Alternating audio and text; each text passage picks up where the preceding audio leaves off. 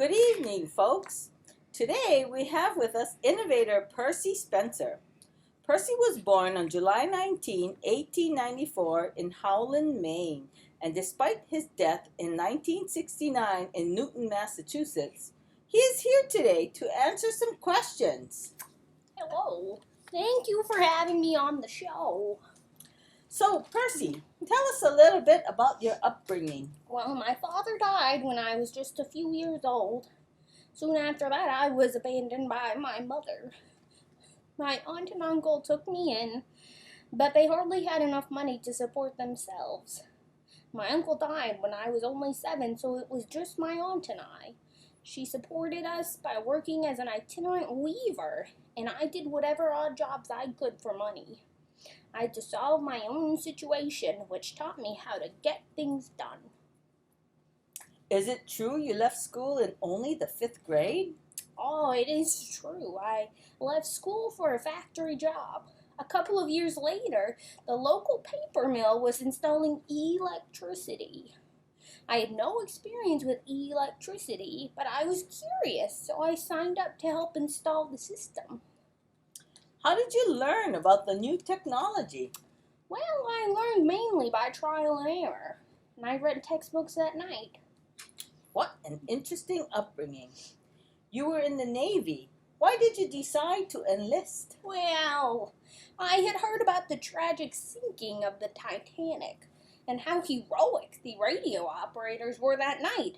I knew I wanted to become a radio operator, so I joined the Navy. Was that difficult since you had no formal schooling? Well, it wasn't easy. At night I studied and taught myself trigonometry, calculus, chemistry, and physics, metallurgy.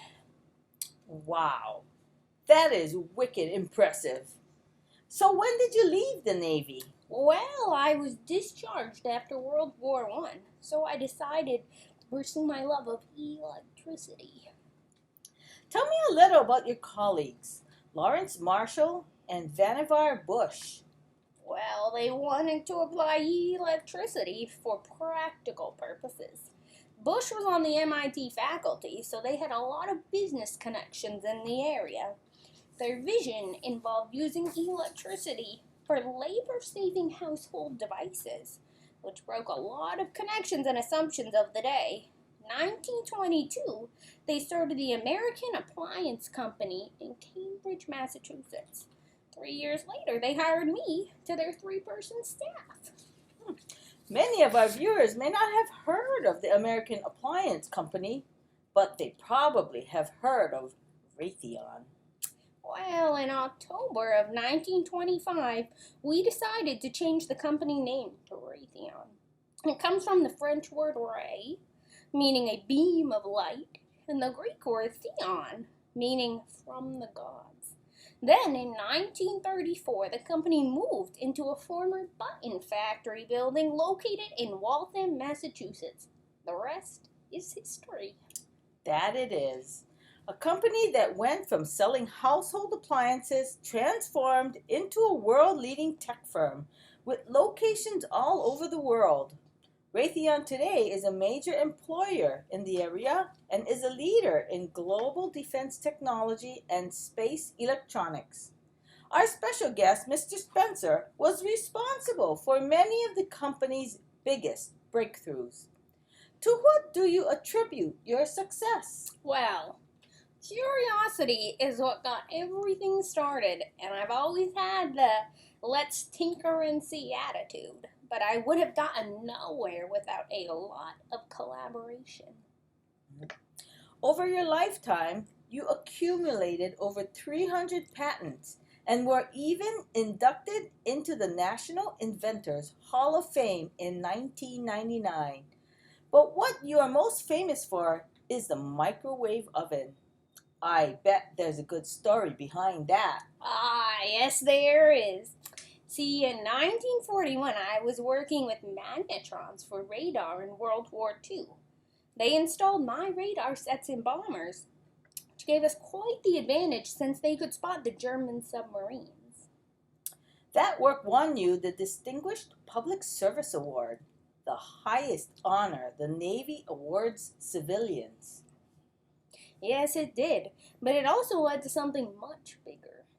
One day, when I was standing near the magnetron, I noticed that the candy bar in my pocket had melted. Oh, This sparked my curiosity, and I wondered if it would also pop popcorn. To my surprise, it did. Now, my coworkers were very skeptical about my experimentation up until I cooked an egg. I realized the importance of this discovery in food preparation, and in 1947, Raytheon sold the first radar range. It quickly caught the attention of restaurants, vending companies, airlines, and other commercial operations. why was the public so slow to catch on? Well, it was 6 feet tall, weighed 750 pounds, and cost $5,000, which today in your money is over $52,000. It took 20 minutes to warm up, but when it did, it sure was powerful. I think that the general public had a great fear of this new technology. Well, obviously, it caught on eventually, since I don't know anyone that doesn't have a microwave. Well, I'm glad it did become a success because at the time it was one of Raytheon's largest commercial failures. I think it's mainly because we had found a cool new technology but knew nothing about the market. Tell us about the rest of your career. Well, I stayed at Raytheon and helped my department grow from only 15 people to over 500. I eventually became a senior member of the board of directors, and even though I left school in the 5th grade, I received an honorary doctorate in science from UMass. Wow, what an amazing story you have. A true rags to riches American. And I bet our audience had no idea that their microwave had its beginning right here in the area. Well, unfortunately, you died in 1969. But since then, the technology that you started has developed quite a bit. Today, your technology is used not just for food preparation, but also in weather detection, monitoring of sea levels, and radar guns to detect speed. Well, I sure am happy that others have continued my work. And we sure are happy that you joined us here on the show tonight. Thank you again. Well, thank you for having me. And remember, kids, innovation starts with creativity and observation. Noticing the small things and paying attention is what led to the microwave oven.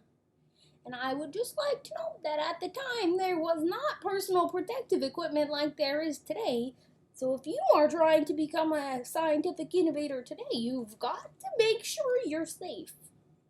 Have a nice evening, folks.